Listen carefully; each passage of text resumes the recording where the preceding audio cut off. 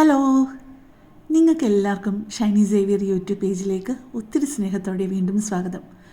ഇനി ഞാൻ നിങ്ങളെ പരിചയപ്പെടുത്താൻ പോകുന്നത് നിങ്ങൾക്കൊക്കെ വളരെ പ്രയോജനപ്പെടുന്ന ഒരു കാര്യമാണ്. പ്രത്യേകിച്ച് കൊച്ചുകുട്ടികൾക്കെന്നില്ല, ഏത് പ്രായക്കാർക്കും പെട്ടെന്നൊരു ഇച്ചിരി മധുരം കഴിക്കണമെന്ന് തോന്നുകയാണെന്നുണ്ടെങ്കിൽ വലിയൊരു ക്വാണ്ടിറ്റി കേക്കൊന്നും ഉണ്ടാക്കാതെ പെട്ടെന്നൊരു ചോക്ലേറ്റ് കേക്ക് നമുക്ക് കാപ്പി കുടിക്കുന്ന മഗ്ഗിനകത്ത് തന്നെ, കോഫി മഗ്ഗിനകത്ത് തന്നെ നമുക്ക് എങ്ങനെ ഉണ്ടാക്കാമെന്നാണ് കാണിക്കുന്നത്. നല്ല സോഫ്റ്റായിട്ടും മോയിസ്റ്റായിട്ടുമുള്ളൊരു കേക്കാണ് ഇത്. ഒരു പ്രാവശ്യമെങ്കിലും നിങ്ങളിത് ഉണ്ടാക്കി നോക്കിയിട്ടുണ്ടെങ്കിൽ വീണ്ടും വീണ്ടും ഇതുണ്ടാക്കും എന്നുള്ളതിന് യാതൊരു സംശയമില്ല. ഞാൻ ആദ്യം എടുക്കുന്നത് അളവ് കപ്പിന് ഒരു 1/4 കപ്പ് ഗോതമ്പ് പൊടിയാണ് എടുക്കുന്നത് കേട്ടോ, അതായത് ആട്ട. നിങ്ങൾക്ക് ഇതേ സ്ഥാനത്ത് മൈദ വേണമെന്നുണ്ടെന്നുണ്ടെങ്കിലും എടുക്കാം. മൈദ എടുക്കുമ്പോൾ ഒരിത്തിരി കൂടി ടേസ്റ്റ് ആയിരിക്കും, പക്ഷേ ഞാനിത് ആട്ടയിട്ടാണ് ഉണ്ടാക്കുന്നത് കേട്ടോ.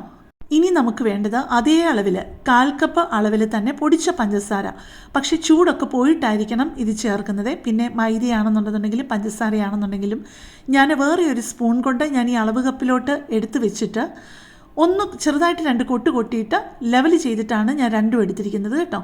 ഇനിയിപ്പോൾ അതിലേക്ക് വേണ്ടത് ഒരു 2 ടേബിൾ സ്പൂൺ കൊക്കോയാണ്. ഞാൻ എപ്പോഴും സാധാരണ ചെയ്യുന്നത് ഡാർക്ക് കളർ കൊക്കോയും ലൈറ്റ് കളർ കൊക്കോയും 1/2 kg വെച്ച് മേടിച്ചിട്ട് ഒരുമിച്ച് മിക്സ് ചെയ്തിട്ടാണ് ഞാൻ ഉപയോഗിക്കുന്നത്. കാരണം ലൈറ്റ് കളർ കൊക്കോയാണെന്നുണ്ടെന്നുണ്ടെങ്കിൽ നമ്മൾ കേക്ക് ഉണ്ടാക്കി വരുമ്പം വളരെ ലൈറ്റ് ഒരു കളറേ കാണുള്ളൂ. ഡാർക്ക് ആണെന്നുണ്ടെങ്കിൽ വല്ലാതെ ഡാർക്ക് കളറും ആയിപ്പോവും. അതുകൊണ്ടാണ് ഞാൻ അങ്ങനെ ചെയ്യുന്നത്. ഇപ്പം ദേ നിങ്ങൾ കണ്ടല്ലോ, ഒരു 1/4 ടീസ്പൂൺ ലെവലായിട്ട് ഇൻസ്റ്റൻറ്റ് കോഫി പൗഡർ. അത് നിർബന്ധമുള്ളൊരു കാര്യമല്ല, പക്ഷേ ഈ ചോക്ലേറ്റ് ഫ്ലേവറിൻ്റെ കൂട്ടത്തിൽ കുറച്ച് കോഫിയും കൂടെ വരുമ്പോഴത്തേക്ക് നല്ലൊരു ഫ്ലേവറാണ് കേട്ടോ. ഇപ്പം നമ്മൾ പൊടികളായിട്ടുള്ളതെല്ലാം ചേർത്തു ഒരുമിച്ച് നന്നായിട്ട് ഇനി ഒന്ന് മിക്സ് ചെയ്യുകയാണ് വേണ്ടത്. നിങ്ങൾക്ക് വേണമെന്നുണ്ടെന്നുണ്ടെങ്കിൽ വിസ്ക് ഇട്ടിട്ട് നന്നായിട്ടൊന്ന് ഇളക്കി കൊടുത്തു കഴിഞ്ഞാൽ അതാണ് കുറച്ചുകൂടെ നല്ലത്. അല്ല, അതില്ലാന്നുണ്ടെങ്കിൽ ഫോർക്ക് ഇട്ട് നന്നായിട്ട് മിക്സ് ചെയ്യുക. അല്ല, നിങ്ങൾക്കിനിയും നന്നായിട്ട് മിക്സ് ആവുകയില്ല എന്ന് പേടിയുണ്ടെന്നുണ്ടെങ്കിൽ അരിപ്പയില 1-2 പ്രാവശ്യം ഒന്ന് അരിച്ചാലും മതി. പക്ഷേ അതിൻ്റെ ഒന്നും ആവശ്യമില്ല, അതിനകത്ത് കട്ട കാണരുതെന്നുള്ളതേ ഉള്ളൂ.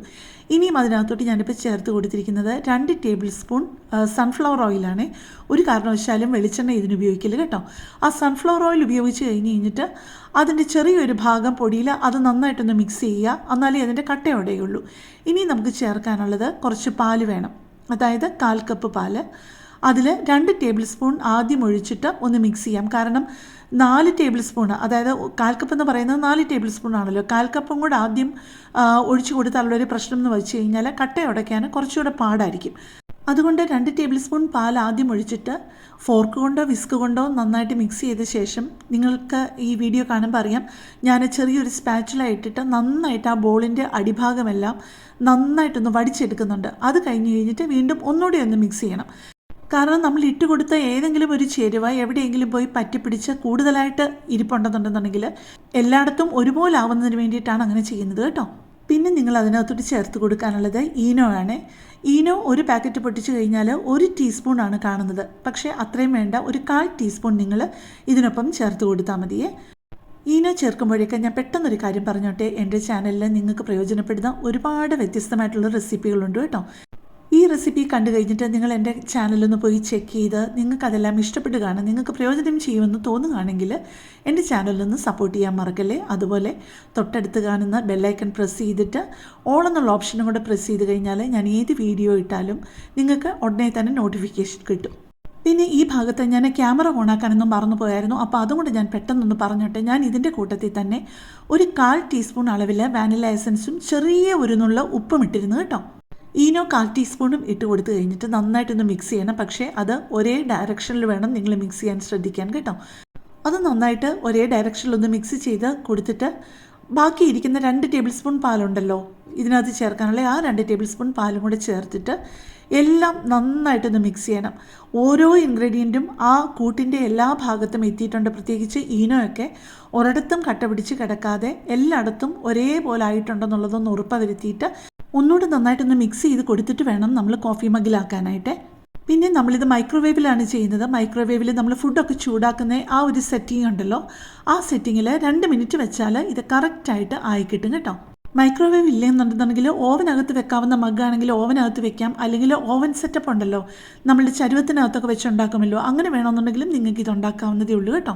പക്ഷേ എങ്ങനെ ബേക്ക് ചെയ്യുകയാണെന്നുണ്ടെന്നുണ്ടെങ്കിലും അതിന് പറ്റുന്ന കോഫി മഗ്ഗാണെന്നുള്ളത് നിങ്ങൾ ഉറപ്പ് വരുത്തണേ. ഇപ്പോൾ ഞാൻ എടുത്തിരിക്കുന്ന ഈ കോഫി മഗ് 330 ml അളവ് കപ്പാണ്. സാമാന്യം വലിയൊരു കപ്പാണ് കേട്ടോ. നിങ്ങളുടെ കയ്യിൽ അതില്ല എന്നുണ്ടെന്നുണ്ടെങ്കിൽ ഏറ്റവും സേഫ് ആയിട്ടുള്ളത് 200 ml 2 കപ്പിലായിട്ട് ഒഴിക്കുന്നതായിരിക്കും ഏറ്റവും സേഫ്. 150 175 ml കപ്പിൽ ഒഴിച്ചാലും മതി, 2 കപ്പിലായിട്ട് ഒഴിച്ചാലും മതി. പക്ഷെ ചിലപ്പോൾ അത് നന്നായിട്ട് അങ്ങ് പൊങ്ങി വരികയാണെന്നുണ്ടെന്നുണ്ടെങ്കിൽ അത് ഓവർഫ്ലോ ചെയ്ത് കഴിഞ്ഞ് കഴിഞ്ഞാൽ നമ്മുടെ ആ ഒരു കേക്കിൻ്റെ ടെക്സ്ചർ ആകെ പാടെ മാറിപ്പോവും, കേക്കും വേസ്റ്റ് ആയിപ്പോവും. അതുകൊണ്ടാണ് എപ്പോഴും നമ്മുടെ ആ ഒരു കപ്പ് നിറഞ്ഞിരുന്നില്ലെങ്കിലും അതിൻ്റെ ഒരു പകുതി ഭാഗമോ മുക്കാൽ ഭാഗമോ ആയാലും നല്ല ടേസ്റ്റായിട്ട് നമുക്കൊട്ടും വേസ്റ്റ് ആവാതെ കിട്ടുമല്ലോ. അതുകൊണ്ടാണ് ഞാനിങ്ങനെ ചെയ്തത് കേട്ടോ. ആ കോഫി മഗിൻ്റെ ഏറ്റവും മുകളിൽ നിന്നും ഏറ്റവും താഴെ നിന്നും വരെ ഞാൻ നിങ്ങളെ സ്പൂണിലെടുത്ത് കാണിക്കുന്നുണ്ട്. അപ്പോൾ നിങ്ങൾക്ക് മനസ്സിലാവും അത് എന്തോരം സോഫ്റ്റും എത്ര നല്ല ടെക്സ്ചറുമായിട്ടാണ് കിട്ടിയിരിക്കുന്നതെന്ന്. അപ്പോൾ ഒരു പ്രാവശ്യം നിങ്ങളിത് ട്രൈ ചെയ്തിട്ട് എന്നെ വിവരം അറിയിക്കണേ. അപ്പോൾ കൂടുതൽ നല്ലൊരു വീഡിയോയുമായിട്ട് നമുക്ക് നാളെ കാണാം. താങ്ക്